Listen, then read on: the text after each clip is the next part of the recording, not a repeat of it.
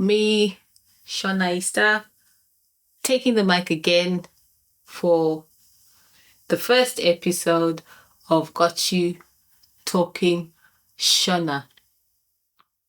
I don't know what to say. I keep hearing on the streets out there, and I used to be one like you, or sometimes I am still like everybody else who keeps saying, I don't know what to say, because I am living out of native Zimbabwe where Shona language is spoken. So I am not in the environment where people are actively speaking Shona anymore because we've moved abroad. And so you have this sense of belonging when you're speaking our native mother tongue, or which is Rurimi Rwa Mai in Shona. And also, other people are calling it target language these days, those Shona language gurus. So those are the words that are used today, but we call it Rurimi Rwa Mai.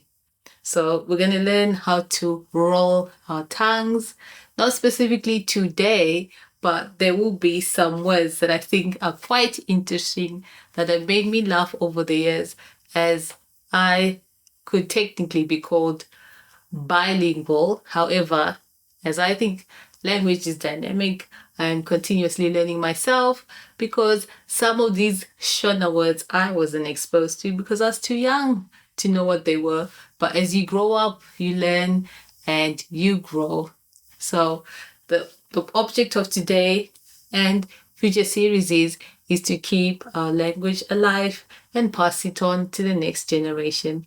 So I'll be the one who's taking my stake and doing that for you and for all of us who are willing to take this journey with me. So I'll throw in a bit of everything that I come across that I think is interesting and also that I'm learning, as it is going to be our Got You Speaking Shona diaries. So hope you're willing to take this journey with me and also learn together. So the first few words I found quite interesting, which always continue to make me laugh because they are also in English. However, we pronounce them differently. So pronunciation is the first key skill I think you need to learn as somebody who's learning Shona. Pronunciation will trip you up and people will know that you don't understand how the meaning of a word, first of all, because the context will tell you, once you know your language learning patterns, what is the right word for the situation. So some words are used differently or in different contexts, and also depending on who you're speaking to. So you must be aware that you don't just say anything to anyone, because respect is key and the elders are well respected. You can't be saying things willy-nilly, basic in English terms. You can't be saying things when you feel like it. You need to be aware of what's said when, which is etiquette in English terms. We'll get through all that in future episodes. However, you must be keeping your eyes peeled, your eyes peeled, keeping your ears peeled and your eyes open when people around you are native speakers of Shona. You watch, you listen, you learn, and you practice.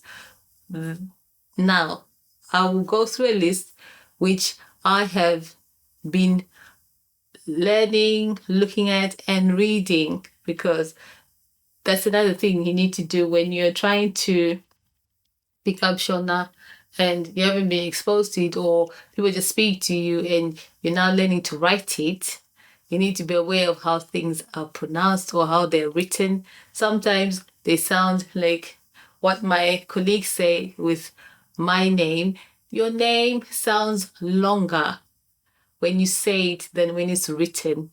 And I'm like, yes, but it's the tone of how it's said, and it's not an English word. So I'm saying it the native way of pronouncing, which in your case sounds longer, but that's either here or there. So the tone, listening to the tone and the pitch, and when it's said and how it's said, because some words have two meanings. Some, it could be a positive word, some could be a negative word, depending on the tone of how it's spoken. So I'll go through my list and we'll start with, I might be able to tag some, put some of the words at the top in the corner, sometimes if I don't forget. But I think it'd be very interesting to see visually what the word looks like and then how it's pronounced, because it definitely will be very different. So give me a few minutes, let me figure out what's so sticky on my mic, and we'll go through some of the words. Yep.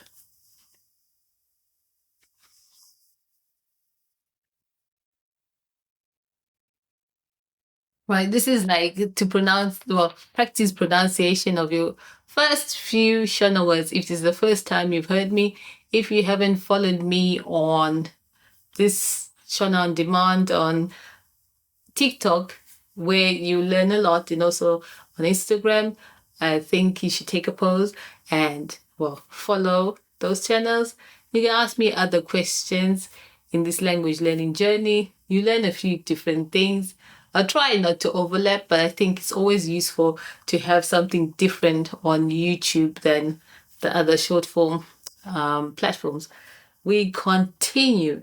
The first word I think would be very useful is the word for sleep. That's something you will always hear because it's something we do on a day-to-day basis to be healthy. So the word for sleep or sleepiness is hope. That in English is hope, but in Shona is pronounced hope. Then we have the word for Thursday, which, if you're an English person, you look at it and think it says China, when it's actually pronounced China.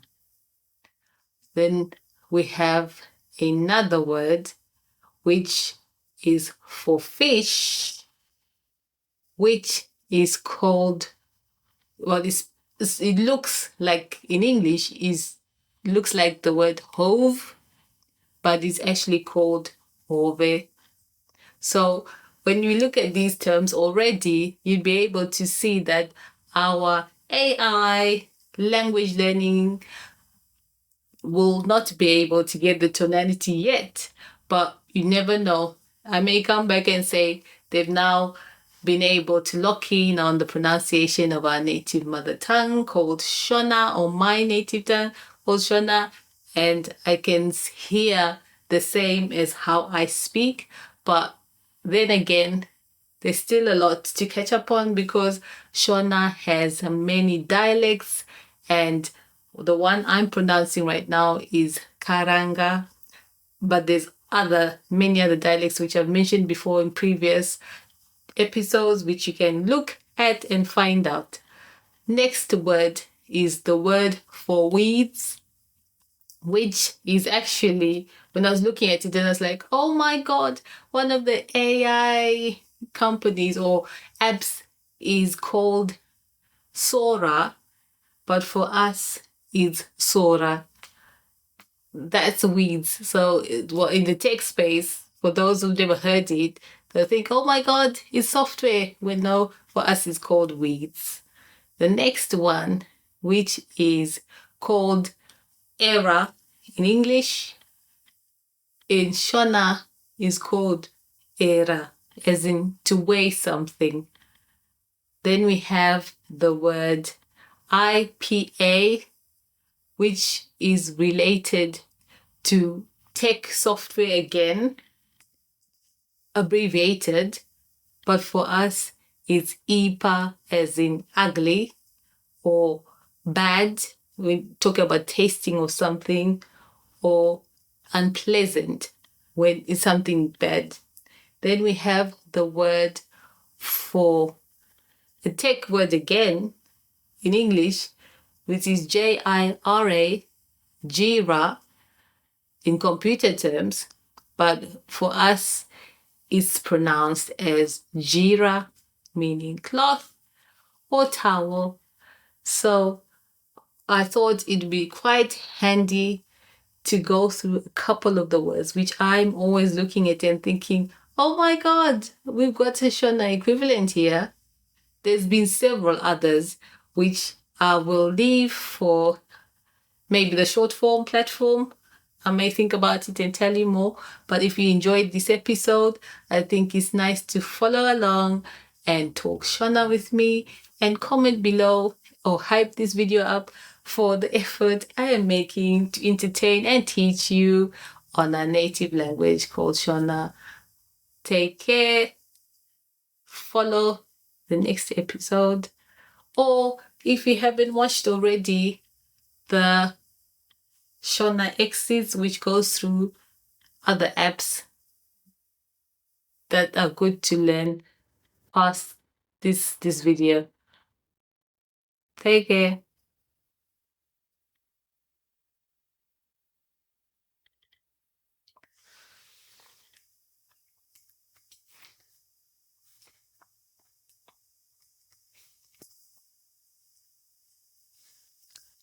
Okay.